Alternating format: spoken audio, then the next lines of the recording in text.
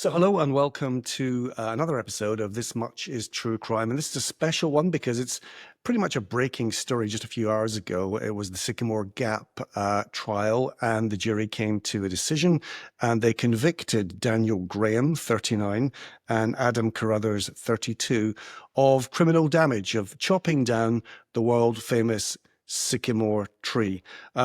Professor, before you say anything, because I know you might be more lenient on them than I am, because I'm furious about this.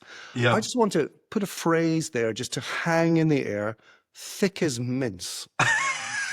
Thick as mince. Now we're both from that part of Scotland where we know that means. Let me translate for you, sort of uneducated or unknown in Glasgow slang viewer or listener. It means they're utter morons. Hmm. Okay. Well, I mean, I love it when we get into Glaswegian. And of course, what was described by the barrister who was prosecuting is that they were on a moronic mission. And of course, nothing has been suggested in terms of their motivation. And I think, we have a responsibility to think, well, why might they have done this? Criminologists have that responsibility, trying to understand what might have brought them to that to make a decision to cut down the Sycamore Gap tree, and of course, their pleading of not guilty and blaming one another did mean that it was difficult to hear what they might have said in relation to why that took place. But there were clues, Martin. There were But clues. can I stop you there before you go into the clues? I'm just thinking, what lawyers, they're both the defense lawyers, what lawyers would take on this case and go through their defense notes and actually stand up in court and put that forward, their alibis? I mean, they were paper thin. They weren't even as thick as paper. They were just awful. I mean, you could see, anybody could see that. A child could see that they were as guilty as hell right from the start. So, I mean, we operate in our legal system on a taxi cab rank principle that you take the case that comes up next, and everybody deserves a defense. Everybody's entitled to a defense, and therefore, if you were the barrister who suddenly was faced with these two guys, you've got your job cut out. And of course, they both had quite a subtle defense in one sense, in that they blamed one another. And do remember, the jury took some time to come to a decision. So, whatever defense was actually mustered for them, there were people who were weighing up whether or not that could be true. And of course, I myself did not for one instant believe them to be not guilty, but it was of interest that the jury considered carefully what it was that was being argued on their behalf by their defense. And I was interested to hear that the judge at the start said to the jury, um, you've got to think of this as, criminal damage, and don't let yourself be colored or your decisions be changed by just how famous this tree was.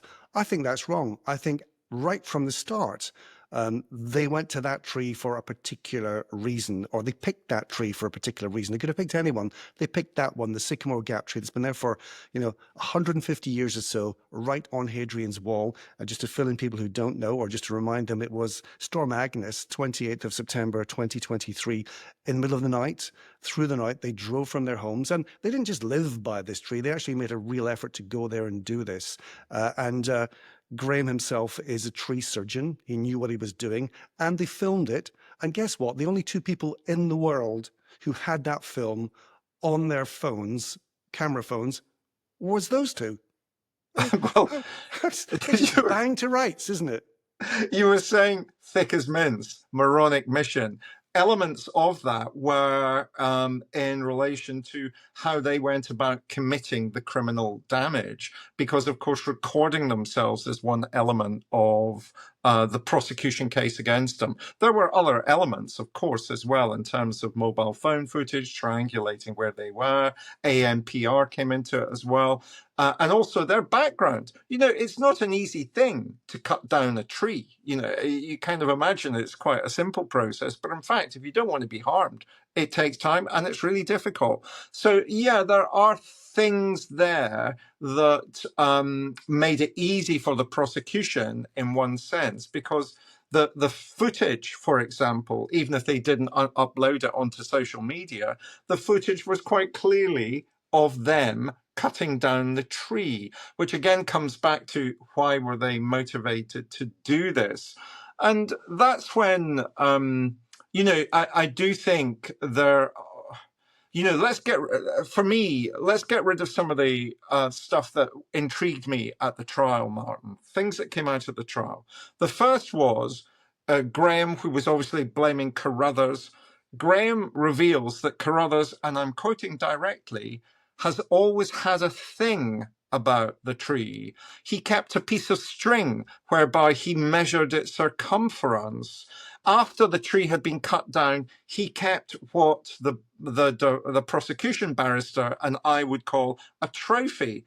I mean, those are quite the statement he had a thing about the tree is quite sexual. The trophy taking is also quite sexual. And there is Sorry. You're saying there's a sexual aspect to this? well, there could be. I mean, there is a You're trying to strange. be kind and generous and covering up what two thickos basically have done, suggesting that is there scientifically some sort of sexual deviant behavior regarding trees? Yeah, it's called Dendrophilia, and it's documented. It's not very common, but there is actually paraphilia, a fetish about having sex with trees, holes in the trees, under the tree, beside the tree, rubbing oneself against the tree, and it's called Dendrophilia.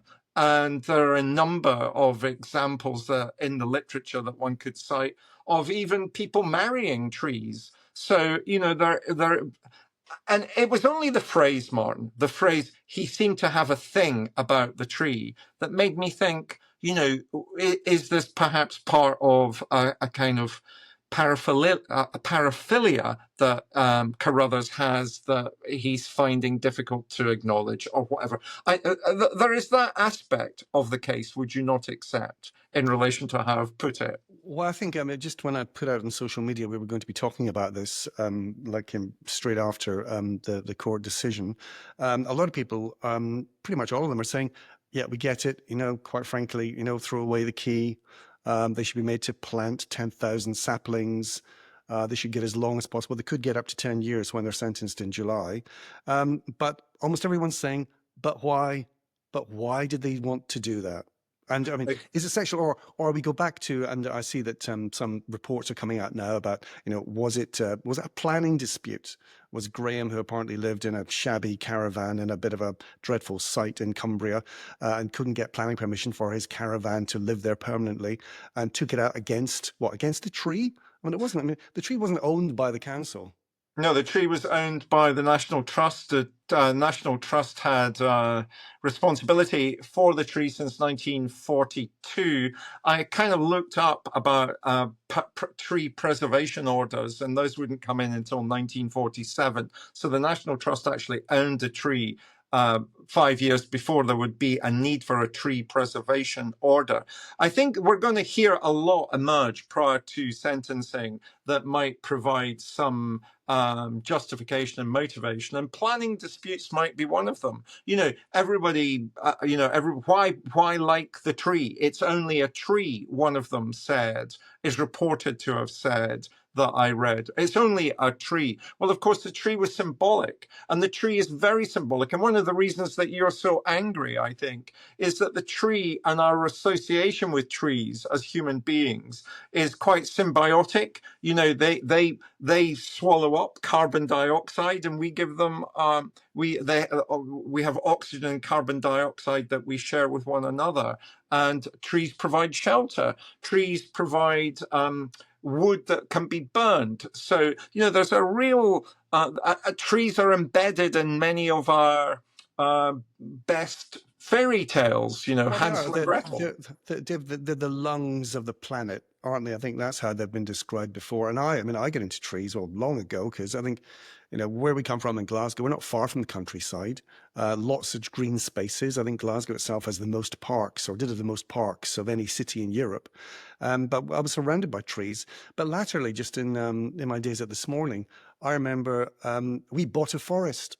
I worked out, Yeah. how many trees does it take, the amount of oxygen that they recirculate and put back into the carbon they soak up and the oxygen they put back into the air.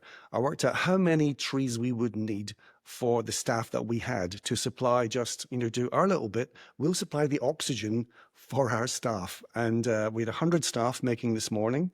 And so we bought a forest, or part of a forest, that had enough trees, and they were mainly sort of ancient Scots pine.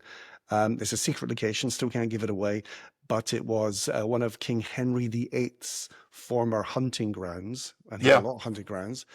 So we bought this forest with all these trees in it, and we could justify, we think, no one can chop it down now or do anything with it. That is supplying the oxygen, or doing our little bit for the environment, as opposed to not doing anything. But it was beautiful, and we did several live outside broadcasts from the forest. I think they're still doing it.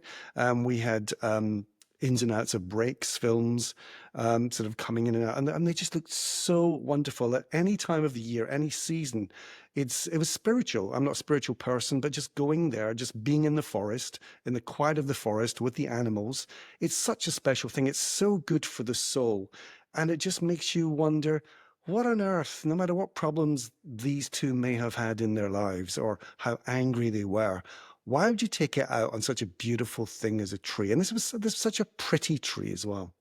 I filmed in that forest. I did an outside broadcast from the This Morning forest. I think I used to say, well, I still say, that you can divide the world up into two groups of people, though, can't you? The people who find trees and forests magical and alluring and romantic, and the other group of people who find forests frightening and challenging.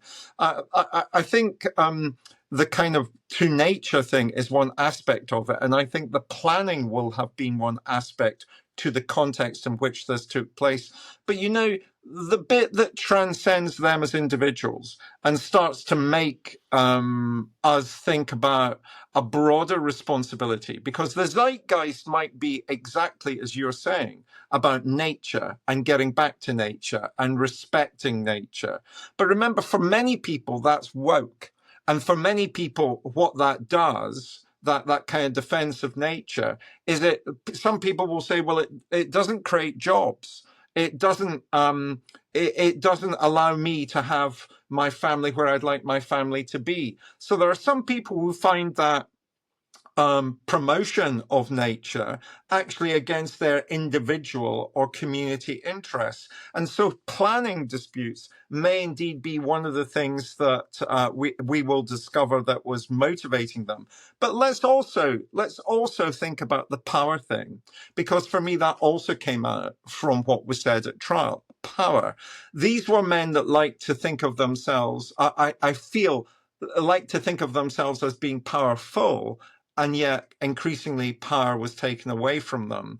And by putting the images recording the images of the tree being cut, gave them a sense of power, which I felt was being denied to them in other parts of their lives.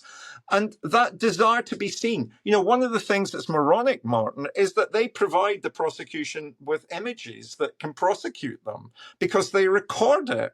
Now, they might not have uploaded those images onto social media, but don't we all do that? Isn't there a desperation in our culture for everybody to be seen? We're doing a podcast at the moment.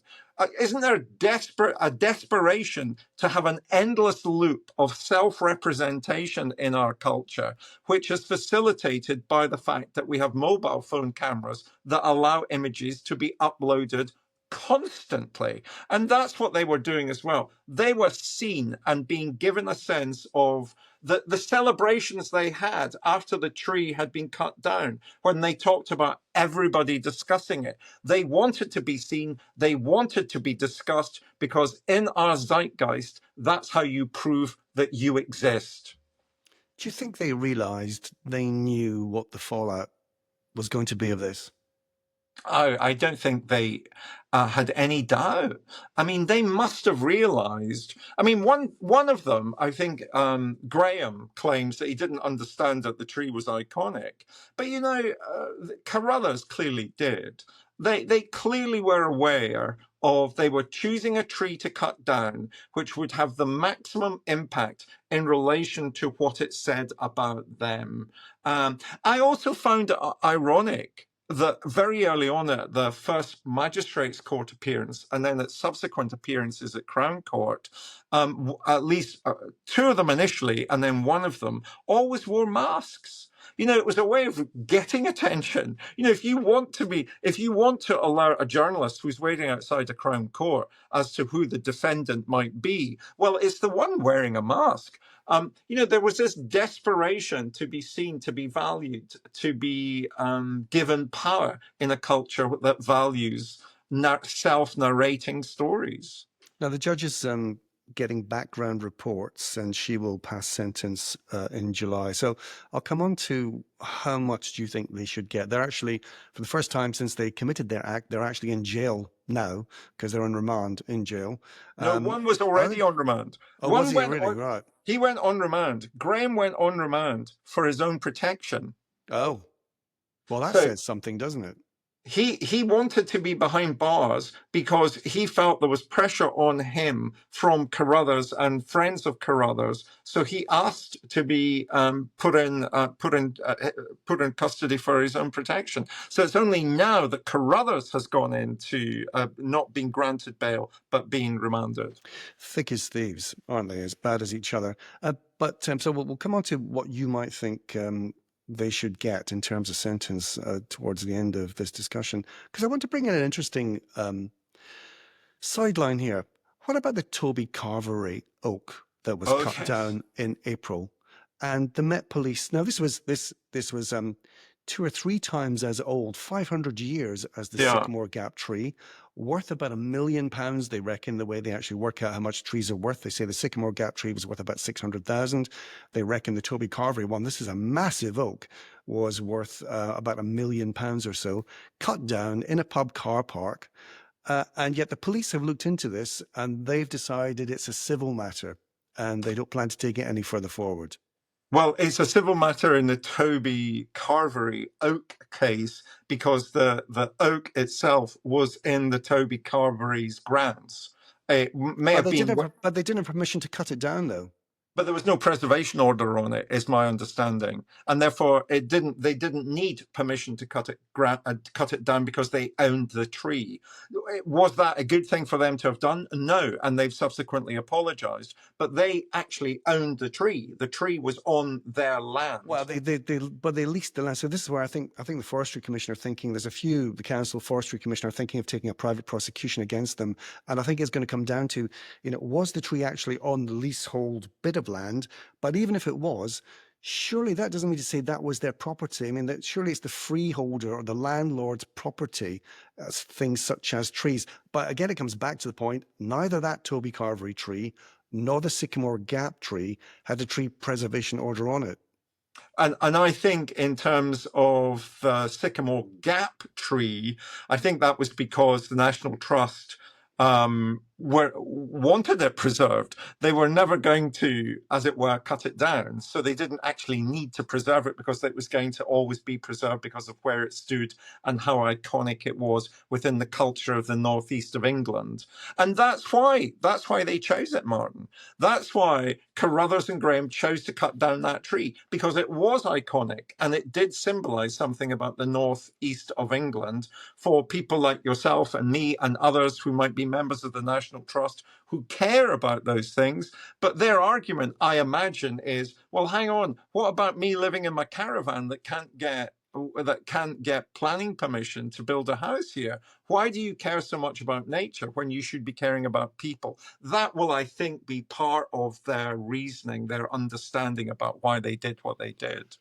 Well, apparently in this country, we have more ancient trees, like hundreds of year old trees, than almost anywhere else in Europe. And there is a private member's bill going through the House of Lords just now, supported by Lady Young, and the Woodlands Trust have come out after the Sycamore Gap conviction was announced, asking people to support that. And what she's trying to do is she's trying to get the listing of heritage trees. And we've got so many of them in this country. And if those trees were listed, that's straight off a criminal offence to damage those at all. Well, it's not as if they're. I mean, both Carruthers and Graham have been found guilty of criminal damage. And if the damage caused by a criminal act is more than £5,000, that would be a case that can be heard in the Crown Court. And the punishment, as you've alluded to, for somebody found guilty in those circumstances is up to 10 years in prison. So I'm not so sure, this is a trivial offence. And I wonder to what extent we need to engage in the broader cultural debate that people like yourself, honourably, and myself, I hope also honourably too, we care about nature and we want to talk about, preserving the planet. We worry about greenhouse gas. We worry about global warming. Well, in the United States, that kind of politics is regarded as woke, and drill, baby, drill. Nobody in the United States cares about those kinds of issues that we've just been to. Well, the Republican Party doesn't care about issues that we've been describing. And so one of the things that we've got to do is convince other people like that, about why nature is so important, why it's important to buy a forest for this morning. Correct me if I'm wrong, but is this historic? Is this the first time anyone in the UK has been convicted of criminal damage to a tree? No, that is not the case. And there have been other documented cases of criminal damage of trees, but not trees that were, as it were, iconic, but damage that was done as part of a planning disputes, for example, often where there was accidentally in inverted commas, we took down that tree, not realizing But no that. one's gone to jail for one, have they?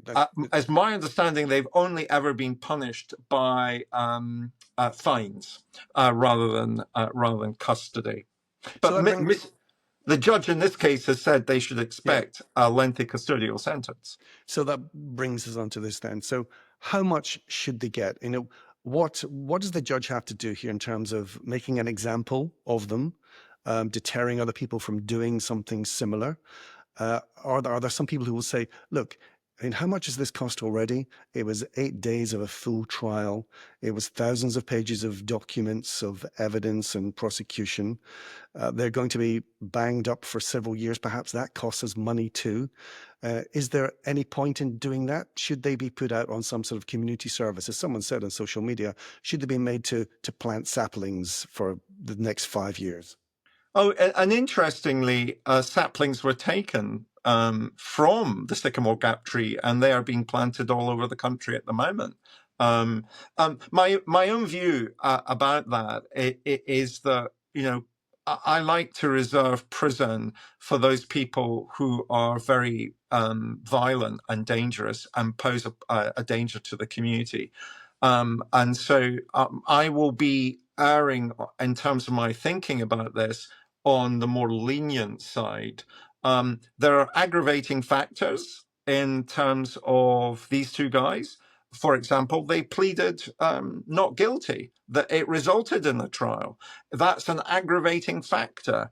If they had kind of put their hands up and owned what they had done, that would have been regarded as a mitigating factor. If something comes out in their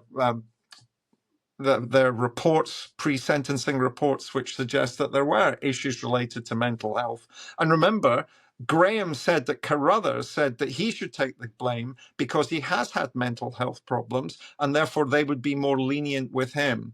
When it comes to the actual sentence they received, I would hope that she doesn't go to the extreme end of there being a 10-year imprisonment. I would hope that something to reflect the fact that this was an iconic tree, something towards the bottom, I would have thought, 1-2 years for me seems about right in jail. and then time, perhaps a sentence that's also suspended about their behaviour back in the community. So I would have thought I'd be more lenient. What do you think? Well, it has to be a punishment, whatever it is. I get, it doesn't really serve much if they haven't shown remorse, and they haven't shown remorse so far. So I'm imagining in the background reports, is this where the judge gets a chance for someone to talk to them to explain why they've done it? We've tried to work out why they did it. In court, of course, they denied it, so they didn't have to explain why they've done it. At what point are they going to stand up and say, actually, this is the reason why? Because, prosecution are saying they did it for a laugh. They wanted to be kind of, big and sort of aren't we clever type things. No, they weren't. They were cowards and they were morons. But, is the judge going to get that between now and July as to why they did this? No, not necessarily at all. In which case, I'd throw the book at them. If they don't come out and say, all right, hands up, yes, I accept we did it and we shouldn't have done it and we thought whatever it was, blah, blah, blah. If they don't do it, I would throw the whole book at them. I'm sorry, I'd give them 10 years. Well, there will undoubtedly now be some sense of remorse. They now will be able to say that they are remorseful because, of course, if they were pleading as they did, if they pleaded not guilty, they can hardly say they were remorseful. So now that they've been found guilty, there will be that sense in which they accept that what they have done is wrong. But will we necessarily ever know why they did what they did? No, I'm afraid I've spent all my life working with offenders, and usually the ones I distrust are the ones that tell me why they did, or they say, I did it because of these reasons. I usually don't bloody believe them at all. For me, the bigger issues are in relation to the fact that it was the recording of what they did. That, for me, sort of transcends this particular issue. And I see now so many other offenders recording what they are doing when they are committing crime, which, as you say, is counterproductive, it's counterintuitive, it's thick as mince, it's completely stupid. But so many offenders now do this. And that, for me, is the broader issue that this case raises. Why are people so prepared to do that? And I think they're prepared to do it, Martin, because we live at a time, our zeitgeist is one in which to exist, to be human, is to record endlessly a self-referential loop of what you are doing. Because somehow, even if what you're doing is committing crime, somehow that makes you feel as if you matter, you exist, because you're being discussed. Well, they might want to have actually thought about what they were doing if they are going to record it properly, because it took the police and their various techniques to actually do something with the grainy footage so you could see it was a tree. They're filming it like at midnight 30, 1 o'clock in the morning. It took 2 minutes, 41 seconds for the tree to be felled. All right, you can hear a buzzsaw, a chainsaw, but you couldn't see anything until the police experts actually sort of, put it through and graded it, and then you could actually see it was a tree felling. When they were sending those pictures to each other, or I think even Carruthers sent it to his girlfriend, there's another kind of, explanation. Perhaps it was like some trophy he was getting for his new baby that had just been born. But when he sent it to her, she wouldn't be able to see anything apart from just a black hole, really. Do you know, that was spoken like a true TV producer of God knows how Well, many I'm just angry years. with them. You were kind of like, and it was grainy and you could hardly see it. I Yeah. love when you get into that kind of mode. And it's the anger which is also legitimate, it seems to me. This was a tree that was iconic and in the DNA of the northeast of England. But so many offenders. From the northeast of England, I'm thinking of Raoul Moat. Raoul Moat leaves a 47-page manifesto to be published about why he's doing what they're doing. There is this sense in which some perpetrators need to justify and control the narrative of what it is that they've done. And to an extent, Carruthers and Graham have controlled the narrative by denying that narrative can be linked to them. It's still to be seen if we're ever going to discover why they did what they did. But I think it's about power. I think it's about their desire to say, people are more important than trees. You should care about us rather than this tree, you National Trust. And I think it's about that desire to be seen, to be visible, to feel that they matter in a culture. If we didn't have trees, all those people who are moaning wouldn't exist. So let's big up for the trees. That's what I say. So let's leave it there. We will be back to do another one of these just on this in July when the judge passes her sentence, which is going to be very interesting indeed. And let's see if between now and then we are any further forward as to why these two nutters, thick as mince, did what they did. David, thank you for the time being. Thanks for watching This Much is True Crime, this special. And, if you're as angry as us, please, contact us on social media and let's just share Um, our outrage. and we would love to hear from dendrophiliacs. If there is a dendrophiliac who listens to our podcast, please contact me because I'd love to talk to you about why you're a dendrophiliac. And go and get some help if you are. Don't speak to Martin, speak to me. Thanks. Bye, everybody.